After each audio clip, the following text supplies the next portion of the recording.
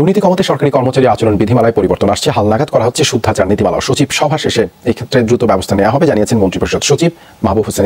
MP আনার হত্যাকাণ্ডের মূল ঘাতক ফয়সাল ও মোস্তাফিজ ভারতে গিয়েছিল মেডিকেল ভিসায়, আর তাদের পাসপোর্ট ভিসা সহ যাবতীয় খরচ দিয়েছিল পলাতক আখতারুজ্জামান শাহীন।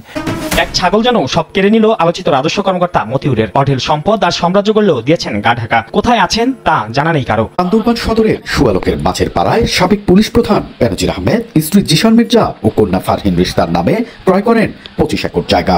নির্মম নিষ্ঠুর রসিকতা হচ্ছে আওয়ামী লীগের রাজনীতির মূল পুঁজি। এটা আমরা অতীতেও দেখেছি। শেখ মুজিব কোনো দুর্নীতিবাজকে সাজা দেননি, শেখ মুজিবুর রহমান সাহেব কোনো চোরাচালানিকে সাজা দেননি। প্রধানমন্ত্রী চীন সফরে যাওয়া এবং সেটার জন্য ভারতের অনাপত্তি থাকা নিয়ে পররাষ্ট্রমন্ত্রীর একটা বক্তব্য নিয়ে বেশ ট্রোল। প্রিয় দর্শক শ্রোতা, আসসালামু আলাইকুম। নতুন আরেকটি ভিডিওতে আপনাদের জানাই স্বাগতম। আজকের এই ভিডিওতে আপনারা দেখতে চলেছেন এমপি আনার হত্যা এবং বেনজির আহমেদের নামে কিছু চাঞ্চল্যকর তথ্য সামনে এসেছে, যে তথ্যগুলো আগে আপনারা কখনোই দেখেননি। তাহলে কি আবার নতুন মোড় ঘুরতে চলেছে? প্রিয় দর্শক শ্রোতা, সেই সাথে সাথে আজকের এই ভিডিওতে আপনারা বাংলাদেশের কিছু চাঞ্চল্যকর তথ্য জানতে পারবেন, যে তথ্যগুলো আগে কোনো ভিডিওতে আগে কেউ দেখতে পারেননি। শুধু তাই নয় প্রিয় দর্শক শ্রোতা, আজকের এই ভিডিওতে আপনারা দেখতে পারবেন শেখ হাসিনার নামে কিন্তু ভয়ানক কিছু তথ্য ফাঁস করেছে গোলাম মাওলা রনি সাহেব। সেই সাথে কিন্তু বিএনপির জন্য বড় একটি সুখের সংবাদ নিয়ে এসেছি। প্রিয় দর্শক শ্রোতা, বেশি কথা বলবো না, আপনাদের বিস্তারিত ভিডিওতে নিয়ে যাব। সেই সাথে যে ভিডিওর অংশ বিশেষ দেখে এই ভিডিওটি শুরু করেছিলাম, সেই ভিডিওগুলো আপনারা বিস্তারিতের মাধ্যমে একের পর এক দেখতে পারবেন। প্রিয় দর্শক শ্রোতা, বিস্তারিত ভিডিওতে যাওয়ার আগে যারা এখন এই চ্যানেলে সাবস্ক্রাইব করে রাখেন, এই চ্যানেলে সাবস্ক্রাইব করে পাশে থাকে বেল আইকনটি বাজিয়ে রাখুন। ইতিমধ্যে যারা সাবস্ক্রাইব করে দিয়েছেন সকলকে জানাচ্ছি অসংখ্য ধন্যবাদ। প্রিয় দর্শক শ্রোতা, এই ভিডিওটিকে লাইক দিয়ে চলুন আমরা ধারাবাহিকভাবে সেই বিস্তারিত ভিডিওগুলো একের পর এক দেখে আসি। কর্মচারী আচরণ বিধিমালায় পরিবর্তন আসছে। হালনাগাদ করা হচ্ছে শুদ্ধাচার নীতিমালা। সচিব সভা শেষে এই ক্ষেত্রে দ্রুত ব্যবস্থা নেওয়া হবে জানিয়েছেন মন্ত্রিপরিষদ সচিব মাহবুব হোসেন। এতে সম্পদের হিসাব জমাদানে আরও স্বচ্ছতা আসবে। অবশ্য এ নিয়ে স্পষ্ট কিছু বলেননি সচিব। তবে মাঠ পর্যায়ে সরকারি অফিসে সাধারণ মানুষ কতটা সেবা পাচ্ছে তা জোরালোভাবে মনিটরিংয়ের কথা জানিয়েছেন তিনি। দুর্নীতির মাধ্যমে অঢেল সম্পদ অর্জন করেছেন সাবেক আইজিপি বেনজির আহমেদ। দুদক তার বিপুল সম্পদ জব্দও করেছে, অথচ তিনি পেয়েছিলেন শুদ্ধাচার পুরস্কার। দুর্নীতির বিরুদ্ধে আমাদেরকে শূন্য সহিষ্ণুতার নীতি বলবৎ করতে হবে। এনবিআর এর মতিউর, ফয়সাল সহ পুলিশ ও প্রশাসনের কয়েকজনের দুর্নীতির তথ্যেও হতবাক সরকার। এই অবস্থায় সচিব সভারও এজেন্ডা ছিল সরকারি কর্মকর্তা কর্মচারীদের শুদ্ধাচার এবং সুশাসন। সরকারি কর্মচারী আচরণ বিধিমালা 1979 অনুসারে 5 বছর পর পর সম্পদের হিসাব জমা দিতে হয়। নতুন প্রেক্ষাপটে উচ্চ আদালত প্রতি বছর সম্পদের হিসাব জমা দেওয়ার নির্দেশনা দিয়েছেন। আবার বেনজিরের মতো কর্মকর্তারা শুদ্ধাচার পুরস্কার পাওয়ায় এর যাচাই বাছাই নিয়েও সমালোচনা হচ্ছে। এক্ষেত্রে নীতিমালা ও আচরণ বিধিমালায় পরিবর্তন আনার কথা জানিয়েছেন মন্ত্রিপরিষদ সচিব। আমাদের যে শুদ্ধাচরণ নীতিমালাটা এখন আছে, যেটি সেটি প্রায় 12 বছর হয়ে গেছে, 10 বছর বেশি হয়ে গেছে। তো এটি আমরা কিন্তু এখন একটা আপডেট করার চিন্তা ভাবনা করছি। সেই প্রসঙ্গটা আলোচনা হয়েছে যে আমাদের একটি এটা যে আচরণ বিধি ছিল 1979 সালের, তো ওইটিকে আপডেট করার কার্যক্রম চলছিল। সেটির অগ্রগতি কি সেটি আমরা জেনেছি এবং আমরা আশা করছি যে খুব দ্রুত সেটি হয়তো ফাইনাল হয়ে যাবে। সরকারি অফিসে সেবা পেতে সাধারণ মানুষের দুর্ভোগ, অনিয়ম ও দুর্নীতির শিকার হওয়ার অভিযোগ আছে। সচিব জানান এক্ষেত্রে আরো জোরালোভাবে মনিটরিং করা হবে। একজন দুজনের মানে কোনো একটা অভিযোগ নিয়ে তো আমরা এত সচিবকে ডেকে এনে আলোচনা করবো, এটা তো খুব স্বাভাবিক। সচিব সভায় ক্ষমতাসীন আওয়ামী লীগ সরকারের ইশতেহার ও নতুন বাজেট কার্যকরভাবে বাস্তবায়নে প্রধানমন্ত্রী শেখ হাসিনার নির্দেশনা নিয়েও আলোচনা হয়েছে।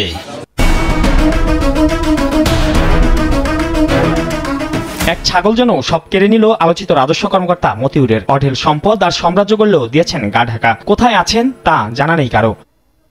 বৃহস্পতিবার ছাগলকাণ্ডে আলোচিত রাজস্ব কর্মকর্তা মতিউর রহমান ও তার স্ত্রী সন্তানদের নামে থাকা 4টি ফ্ল্যাট ও 119% জমি জব্দের নির্দেশ দিয়েছেন আদালত, যার মধ্যে আছে বরিশালের মুলাদি উপজেলায় মতিউরের নামে 114% জমি, নরসিংদীর রায়পুরা উপজেলায় মতিউরের স্ত্রী লাইলা কানিজের নামে 522.52% জমি, তাদের ছেলে আহমেদ তৌফিকুর অর্ণবের নামে 275.87% জমি, মেয়ে ফারজানা রহমান ইশিতার নামে 106.56% জমি রয়েছে। এছাড়া 4টি ফ্ল্যাটের মধ্যে রয়েছে স্ত্রী লাইলা কানিজের নামে বসুন্ধরা একটি ফ্ল্যাট ও আরেক স্ত্রী শাম্মী আক্তার শিবলির নামে জিগাতলা একটি এবং বসুন্ধরা আবাসিকে একটি এবং মেয়ে ফারজানা রহমান ইশিতার নামে বসুন্ধরা আবাসিকে একটি ফ্ল্যাট রয়েছে। অর্ধেক পাউডারে দ্বিগুণ উজ্জ্বলতা, নতুন রিন অ্যাডভান্সড অর্ধেক পাউডারে দ্বিগুণ উজ্জ্বলতা। এদিকে আদালতের নির্দেশের পর বান্দরবানের সাবেক পুলিশ প্রধান বেনজির আহমেদ ও তার স্ত্রী কন্যার নামে থাকা বান্দরবানের খামারবাড়ি, মৎস্য ঘের সহ 25 একর জায়গা জিম্মায় নিয়েছে জেলা প্রশাসন। জায়গাটি দেখাশোনার জন্য নিয়োগ করা হয়েছে একটি রিসিভার কমিটি। একই দিন প্রায় 10 কোটি টাকা জ্ঞাত আয় বহির্ভূত সম্পদ অর্জনের অভিযোগে দুদকের করা মামলায় সিলেটের কাস্টমস, এক্সাইজ ও ভ্যাট কমিশনার মোহাম্মদ এনামুল হকের স্থাবর সম্পত্তি ক্রোকের নির্দেশ দিয়েছেন আদালত। এমপি আনার হত্যাকাণ্ডের মূল ঘাতক ফয়সাল ও মোস্তাফিজ ভারতে গিয়েছিল মেডিকেল ভিসায়, আর তাদের পাসপোর্ট, ভিসা সহ যাবতীয় খরচ দিয়েছিল পলাতক আখতারুজ্জামান শাহীন। 164 ধারায় আদালতে দেওয়া জবানবন্দিতে এসব তথ্য জানিয়েছেন তারা। ঢাকা মহানগর গোয়েন্দা পুলিশ প্রধান জানান, বাংলাদেশে গ্রেপ্তার 7 জনের মধ্যে 6 জনই দায় স্বীকার করে জবানবন্দি দিয়েছেন। এদিকে আনার হত্যা মামলার 3 আসামি শিমুল ভূঁইয়া, তানভীর ভূঁইয়া ও কাজী কামাল ওরফে গ্যাস বাবু আদালতে দেওয়া তাদের জবানবন্দি প্রত্যাহারের আবেদন করেছেন। এমপি আনার হত্যায় জড়িত 2 আসামি ফয়সাল ও মুস্তাফিজকে সম্প্রতি চট্টগ্রাম থেকে গ্রেপ্তার করে ডিবি। অধিকতর জিজ্ঞাসাবাদের জন্য তাদের নেওয়া হয় রিমান্ডে। কয়েকদিন পর আদালতে স্বীকারোক্তিমূলক জবানবন্দি দিতে রাজি হয় তারা। জবানবন্দিতে তারা জানান, পাসপোর্ট, ভিসা থেকে শুরু করে তাদের ভারতে যাওয়া আসার সকল খরচ এবং প্রয়োজনীয় কাগজ করা হয় পলাতক আখতারুজ্জামান শাহীনের তদারকিতে। তাদেরকে 20,000 টাকা দিয়েছিলেন যাতে তারা ওই রেল যুগে তারা যেন ইন্ডিয়া চলে যায়, এবং সেখানে তারা কিন্তু ইন্ডিয়া গিয়ে সেখানে প্রথমে হোটেলে ছিল, বা 10 তারিখের পরে তারা সঞ্জীবা গার্ডেনে প্রবেশ করে। 164 ধারায় জবানবন্দিতে ফয়সাল ও মুস্তাফিজ জানায়, আনারকে হত্যার পর সবাই চলে যায় ফ্ল্যাট থেকে, কিন্তু তাদেরকে ঘর ভালোভাবে পরিষ্কার করতে বলেন শাহীন। তাই যেন রক্তর দাগ লেগে না থাকে, থাকে তাহলে কিন্তু মানে সিআইডি পুলিশ এসে সে বুঝে ফেলবে এবং তাদেরকে আবার গ্রেপ্তার করতে পারবে। সেই কারণে তাদেরকে বলেছে যে পাউডার দিয়ে যেন ভালোভাবে যেন মানে দৌত করে তারপরে যেন তারা বাংলাদেশে আসে। এদিকে আনার হত্যার ঘটনায় আদালতে দেয়া 3 আসামির স্বীকারোক্তিমূলক জবানবন্দি প্রত্যাহারের আবেদন করা হয়েছে। তারা হলেন কিলিং মিশনে নেতৃত্ব দেওয়া শিমুল ভূঁইয়া, তার ভাতিজা তানভীর ভূঁইয়া ও ঝিনাইদহ আওয়ামী লীগ নেতা কাজী কামাল ওরফে গ্যাস বাবু। আবেদনগুলো নথিভুক্ত রাখার নির্দেশ দিয়েছেন ঢাকার অতিরিক্ত চিফ মেট্রোপলিটন ম্যাজিস্ট্রেট। এছাড়া সেলেস্তি রহমানের জামিন আবেদন নামঞ্জুর করা হয়েছে। এদিকে হত্যার উদ্দেশ্যে অপহরণ মামলার প্রতিবেদন দাখিলের জন্য 8 আগস্ট দিন ধার্য করেছেন আদালত। বান্দরবান সদরের সুয়ালকের মাছের পাড়ায় সাবেক পুলিশ প্রধান বেনজির আহমেদ স্ত্রী জিশান মির্জা ও কন্যা ফারহিন রিশতার নামে ক্রয় করেন 25 একর জায়গা। এরপর প্রভাব খাটিয়ে আশেপাশের অনেকের জায়গা জোরপূর্বক দখল করে সেখানে গড়ে তুলেন মাছের ক্ষেত, গরুর খামার সহ আলিশান বাংলো বাড়ি। এ নিয়ে সংবাদ প্রচারের পর তদন্তে নেমে সত্যতা পায় দুদক। বৃহস্পতিবার সকালে সরেজমিনে জায়গাটি পরিদর্শন করে সেখানে সাইনবোর্ড ঝুলিয়ে জিম্মায় নেয় জেলা প্রশাসন। জায়গাটি দেখাশোনার জন্য নিয়োগ করা হয় একটি রিসিভার কমিটি। এখান থেকে প্রাপ্ত উপার্জন রাখা হবে সরকারি ব্যাংক হিসাবে। জমিটি সরকারি জিম্মায় নেয়ায় খুশি স্থানীয়রা। তাদের কাছ থেকে জোরপূর্বক দখলকৃত জায়গা ফেরত পাওয়ার দাবি জানান তারা। যারা দখল নিয়ে গেছে যাদের জায়গা তাদের ফেরত চাই। তবে আদালতের নির্দেশ অনুযায়ী পরবর্তী ব্যবস্থা নেওয়া হবে বলে জানান জেলা প্রশাসক। অর্ধেক পাউডারে দ্বিগুণ উজ্জ্বলতা, নতুন রিন অ্যাডভান্স অর্ধেক পাউডারে দ্বিগুণ উজ্জ্বলতা।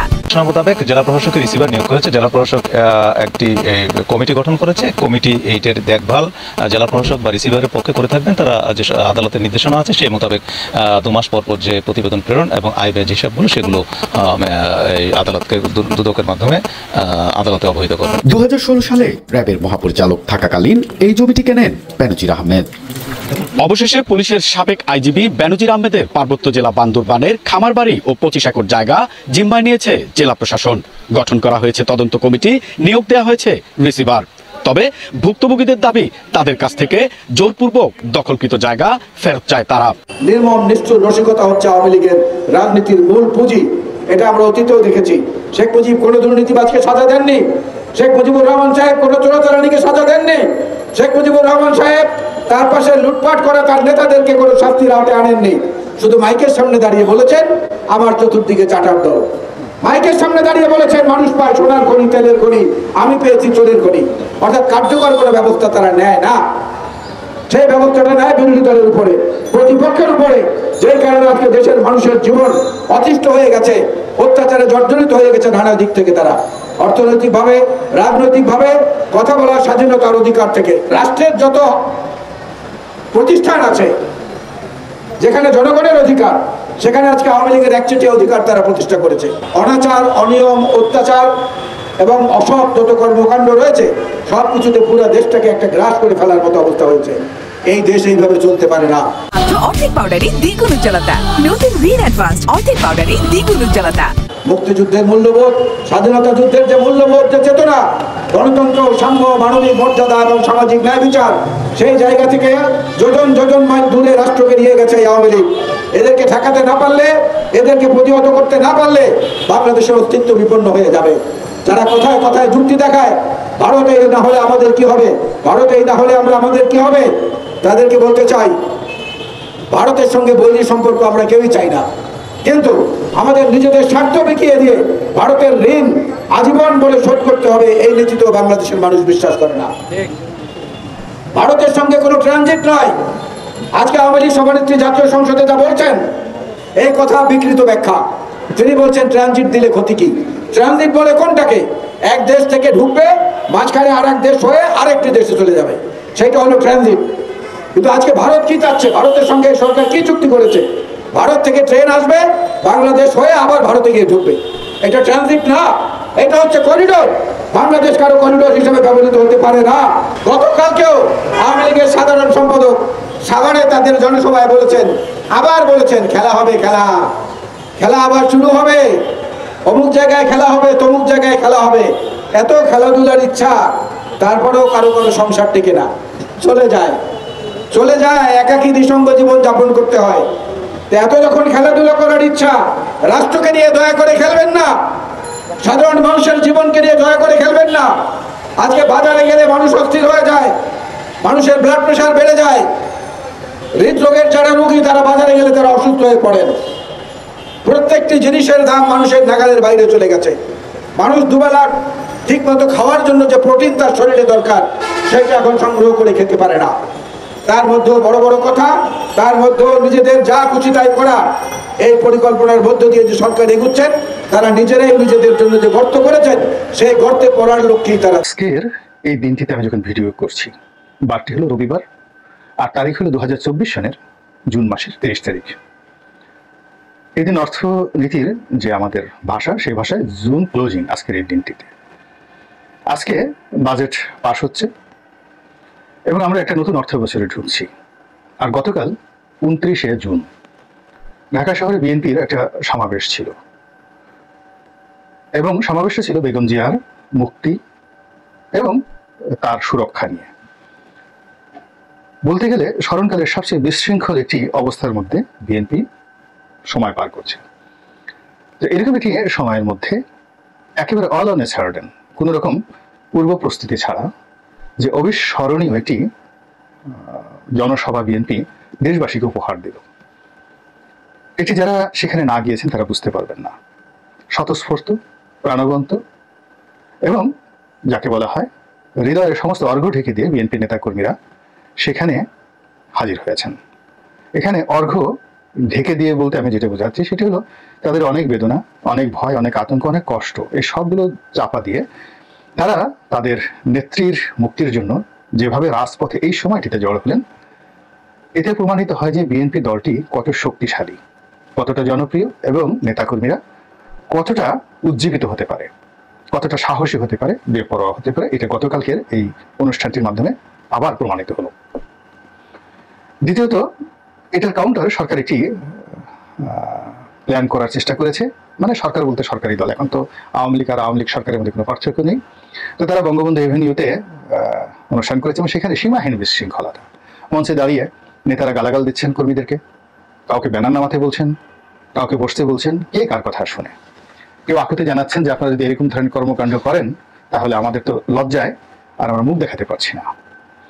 তো সেইভাবে আওয়ামী লীগের অনুষ্ঠান শেষ হলো এবং সেই অনুষ্ঠানটি কাকতালীয়ভাবে, মানে সেখানে বলতে গেলে যে বিশৃঙ্খলতা, যে উপস্থিতি এবং সেখানে যা কিছু ঘটেছে তার সঙ্গে যদি বিএনপির সমাবেশের তুলনা করেন, একটু বাজে প্যারেড গ্রাউন্ড। মানে জনগণ ওয়াজের মাহফিলে যেভাবে বসে থাকে কিংবা সেনাবাহিনীর যে প্যারেড হয় সেখানে সবাই যেভাবে কমান্ডে থাকে, একইভাবে বিএনপির সমাবেশটা ছিল এরকম একটা প্যারেড গ্রাউন্ডে। নেতাকর্মীরা সুশৃঙ্খল, স্বেচ্ছায় সুশৃঙ্খল, কাউকে বলতে হয় না থামেন থামেন, বসেন বসেন। তো এই যে বিএনপির অন্তর্নিহিত একটা শক্তি, জনপ্রিয়তা, এটি আর কেউ না বুঝলেও আওয়ামী লীগ খুব ভালো করে বুঝে। আর বুঝে কারা? আর বুঝে ভারত খুব ভালো করে বুঝে। এবং তাদের সেই উপলব্ধির কারণে এই দলটিকে নিয়ে আওয়ামী লীগের এবং ভারতের যে মাথা ব্যথা, এটি ক্রমশ বাড়ছে।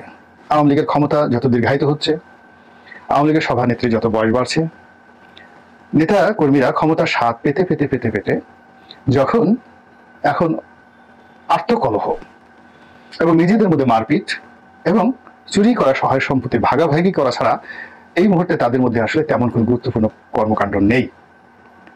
এখন তারা যদি নিজেদের অস্তিত্ব বজায় রাখতে হয় তাহলে বিএনপির প্রতি আক্রমণ করতে হবে। এখন সে আক্রমণ কিভাবে করবে? মামলা করতে হবে, মোকদ্দমা করতে হবে। এই জিনিসগুলো এখন আর খাচ্ছে না এবং এই জিনিসগুলো বিএনপির জন্য গা সওয়া হয়ে গেছে আর আওয়ামী লীগ ক্লান্ত হয়ে গেছে। তাহলে কি করতে হবে? অন্য সব যারা একক ক্ষমতার অধিকারী হয় পৃথিবীতে তারা সবসময় প্রতিদ্বন্দ্বী রাখতে চায় না, দেখতে চায় না, একেবারে বিরুদ্ধবাদী কোনো কথাই শুনতে চায় না। It's a one sort of feudalism, fascism, dictatorship. এই যে শব্দগুলো, সেই শব্দগুলোর যে বিচার রয়েছে, বিশ্লেষণ রয়েছে, সেখানে পৃথিবীর তাবৎ এই ধরনের মানুষ যারা শাসন ব্যবস্থায় নেতৃত্ব দেন তারা বিরুদ্ধ মতকে প্রথমে দলিত করেন, বিরুদ্ধ পথকে কেটে কুটে একদম তছনছ করে দেন, গর্ত বানিয়ে দেন যেন হাঁটাচলা করতে না পারে। একেবারে রীতিমতো যেভাবে বোমা মেরে, গ্রেনেড হামলা চালিয়ে, বিরুদ্ধের কিংবা দেখা গেল একেবারে মাইন বিস্ফোরণ ঘটিয়ে যে দল দিয়ে বিরোধী দল আসবে, যে রাস্তা দিয়ে বিরোধী দল আসবে, যে সুড়ঙ্গ দিয়ে বিরোধী দল আসবে, সবকিছু তছনছ করে দেওয়া হয়। তো সেই দিক থেকে এখন বিএনপির নামটা আছে আর মানুষের হৃদয়ে বিএনপির জন্য যে ভালোবাসা এবং সমর্থন সেটা আছে। কিন্তু সাংগঠনিকভাবে আওয়ামী লীগকে, আওয়ামী পুলিশকে যে তারা মোকাবেলা করবে এই কথা বিএনপি এখন কল্পনাও করে না। তারা একটা সুযোগের জন্য বসে আছে, সময়ের জন্য বসে আছে এবং অনিবার্য সময় সবকিছু যে মীমাংসা করে এটা বিএনপি খুব ভালো করে জানে। এর কারণ হলে পৃথিবীর কোনো সমস্যাই চিরস্থায়ী নয়, কোনো কিছুই চিরস্থায়ী নয়। ক্ষমতা বলেন, প্রভাব বলেন, একটা সময় যখন মানুষ এটাকে খুব অনিবার্য হিসাবে নিজের মনে করে প্রকৃতি তখন এগিয়ে এসে ওটাকে একটা মিনিমাইজ করে দেয়। আওয়ামী লীগের ক্ষমতার যে দম্ভ, ক্ষমতার যে ব্যাপ্তি, এটি এমন একটা পর্যায়ে চলে গিয়েছে যে এখন বিএনপির আসলে সুসময়ের জন্য অপেক্ষা করা ছাড়া এই মুহূর্তে কিছু করার নেই, সেটাই করছে। কিন্তু যারা বিএনপিকে প্রতিদ্বন্দ্বী মনে করে, শক্তিশালী মনে করে, তারা তো কোনো অবস্থাতে এই জিনিসগুলো সহ্য করবে না। তাদের গা চুলকাচ্ছে, হাত পা নিষ্পিস নিষ্পিস করছে। তারা যে কোনো মূল্যে বিএনপিকে একটা আবার নতুন করে শিক্ষা দিতে চাচ্ছে এবং সেই শিক্ষা কি? বিএনপিকে জাতীয় পার্টির মতো বানাতে হবে, জাসদের মতো বানাতে হবে, ওয়ার্কার্স পার্টির মতো বানাতে হবে, কিংবা বিএনপিকে মুসলিম লীগের মতো জাদুঘরে পাঠাতে হবে। তাহলে কি করতে হবে? এই দলের মধ্যে অভ্যন্তরীণ যে দ্বন্দ্ব সংঘাত এটিকে চাঙ্গা করতে হবে, একজন আরেকজনের বিরুদ্ধে লাগিয়ে দিতে হবে, বিএনপি অফিসে মারামারি হবে, কাটাকাটি হবে এবং বিএনপির যে সুপ্রিম নেতৃত্ব লন্ডনে বসে এই জিনিসগুলো তিনি নিয়ন্ত্রণ করতে পারবেন না, এটা দেশবাসী দেখবে। লোকজন সুপ্রিম যারা নেতৃত্ব আছেন তাদেরকে বকাঝকা করবে। বেগম খালেদা জিয়া যিনি অসুস্থ অবস্থায় আছেন তিনি এই দৃশ্য দেখে আরো কষ্ট পাবেন। যে দলের জন্য তিনি সারাটা জীবন ব্যয় করেছেন সেই দলের দুরবস্থা দেখে তিনি কান্নাকাটি করবেন, হাপিত্তেশ করবেন এবং তার যে অন্তিম সময় যদি তিনি মারা যাওয়ার জন্য আল্লাহ রাব্বুল আলামিনের ডাকে সাড়া দেওয়ার জন্য লিস্টেড হয়ে থাকেন, তাহলে এই অন্তিম সময় বিএনপির এই যে অভ্যন্তরীণ দ্বন্দ্ব এবং সংঘাত এইগুলো দেখে এই দুনিয়ার প্রতি তার যে বিরাগ এটি বেড়ে যাবে এবং তিনি মৃত্যুকে স্বাগত জানাবেন। আর এই দৃশ্য দেখে বা শুনে তার যারা প্রতিপক্ষ তারা এক ধরনের আনন্দ অনুভব করবেন, যেটাকে ভৌতিক আনন্দ বলা হয়, যেটাকে পৈশাসিক আনন্দ বলা হয় এবং এটাই দুনিয়ান। এবং তারই ধারাবাহিকতায় অনেকগুলো গুজব ছড়িয়ে পড়েছে। সেই গুজব কি? বিএনপির মধ্যে গৃহদাহ চলছে, গ্রুপিং চলছে। কি নিয়ে? মহাসচিব কি হবেন সেটি নিয়ে। কি নিয়ে গন্ডগোল হচ্ছে? কমিটি ভেঙে দেওয়া হলো, কারা কমিটি আসছে, কারা যাচ্ছে, এসব নিয়ে গন্ডগোল হচ্ছে, জেলা পর্যায়ে গন্ডগোল হচ্ছে। এই জিনিসগুলো প্রচার করা হচ্ছে, কিন্তু বাস্তবে এই জিনিসগুলো যে বিএনপির মধ্যে নেই, এটি এই যে সমাবেশটা হয়ে গেল গতকাল শনিবার 29শে জুন, সেই সমাবেশের মাধ্যমে আবার নতুন করে প্রমাণিত হলো যে আসলে যে গৃহদায়ের প্রচার করা হচ্ছে এবং যে তৎপরতা চালাচ্ছে দেশি বিদেশি গোয়েন্দা সংস্থাগুলো, সেগুলোর যে কোনো বাস্তব ভিত্তি নেই। এবং অতীতে এই বিএনপিকে নিয়ে এরশাদ জমানা থেকে শুরু করে আজ অবধি বহুবার চক্রান্ত হয়েছে। তো সেই চক্রান্তের কবলে পড়ে এই দলটির মানে কখনোই মুসলিম লীগের মতো হয়নি। যদি হতো তাহলে 1982 সনে এই দলটি শেষ হয়ে যাওয়ার কথা, এরশাদ ক্ষমতা আসার পর 83 সনে এর নাম মুছে যাওয়ার কথা, কিন্তু সেটা হয়নি। এটি ফিনিক্স পাখির মতো আবার জেগে উঠেছে। আবার ধরুন 111-এর সময় যে চাপ প্রয়োগ করা হয়েছে, যেভাবে দলের মধ্যে বিভেদ সৃষ্টি করার চেষ্টা করেছে, যেভাবে অস্ত্র প্রয়োগ করে, অর্থ প্রয়োগ করে, বিএনপির অফিসে তালা লাগিয়ে, বিএনপির অফিস দখল করে, বিএনপির নেতাদের মধ্যে বিভিন্ন গ্রুপিং করে সর্বোচ্চ চেষ্টা করা হয়েছে। আওয়ামী লীগ মানে 111-এর সময় বিএনপির উপর যে নির্যাতন করা হয়েছে তার 100 ভাগের 1 ভাগ আওয়ামী লীগ এখনো পর্যন্ত করতে পারেনি। কিন্তু কি হলো? বিএনপিকে কিছুই করতে পারেনি। আবার 2009 সন থেকে এখন পর্যন্ত কি না করা হয়েছে বলেন। এই সময়ের মধ্যে বিএনপির পরিবারে যে ট্রাজিক ইভেন্টগুলো ঘটেছে, বেগম খালেদা জিয়া নিজে যেভাবে অসুস্থ হয়ে পড়েছেন, ইনি কাদার মানুষ নন, আহত হওয়ার মানুষ নন, মৃত্যুর মুখে দাঁড়িয়ে হেসেছেন অথবা সাহস দেখিয়েছেন। এটাই বেগম জিয়াকে যাকে বলা হয় আমরা চিনি। তিনি এখন হুইল চেয়ারে ঘোরাফেরা করছেন, ডে বাই ডে তিনি দুর্বল হচ্ছেন এবং হাসপাতালে কদিন পর পরে তাকে নিতে হচ্ছে।